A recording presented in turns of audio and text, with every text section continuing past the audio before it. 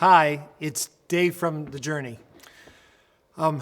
As we began earlier this week, we made this commitment to you that we would try to have a sort of a consistent presence of communicating updates and just more importantly, taking just a moment to bring a thought or an idea that would bring a measure of both comfort and hope and encouragement to you. If I could just take a moment and just sort of bring you in on some of our thinking.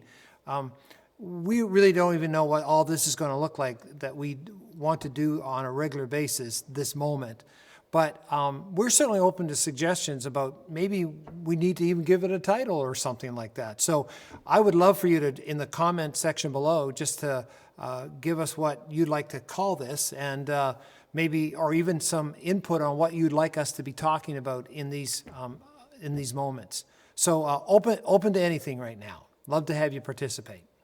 As a couple years ago, Nancy and I, because of a wonderful gift from the church on our anniversary, had given us money to take a trip to Portugal. And we went on a long extended hike that was over 260 kilometers actually on a trail called the Camino de Santiago, or in English, the Way of St. James.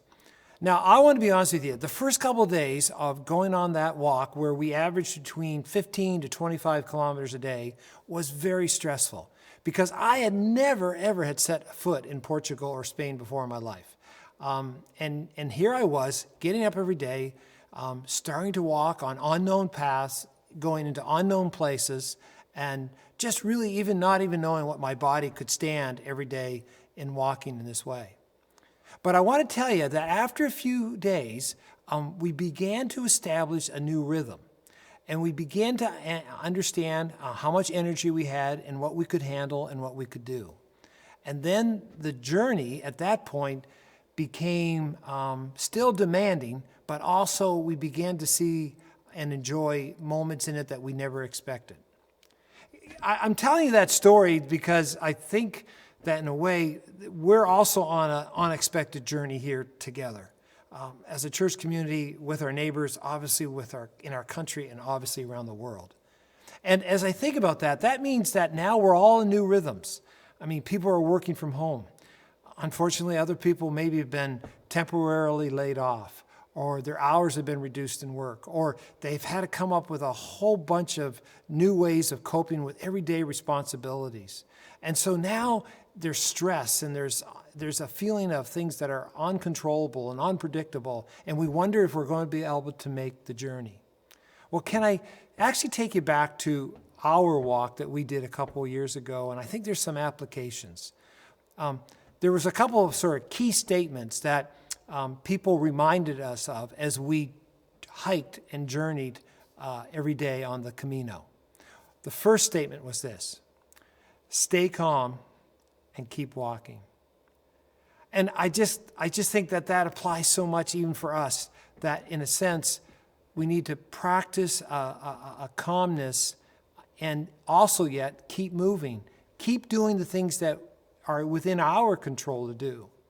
The second statement that we were told on this walk was, don't travel alone.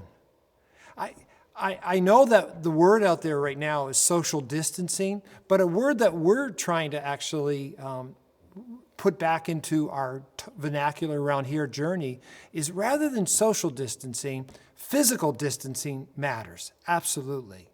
But really, we need each other more than ever. We need to say hello to our neighbors. We need to say hello to our fellow members of our church and people who are part of our church family. We need to reach out to them through all of the social media platforms that we have. We need to pick up our mobile phone and call and talk and encourage.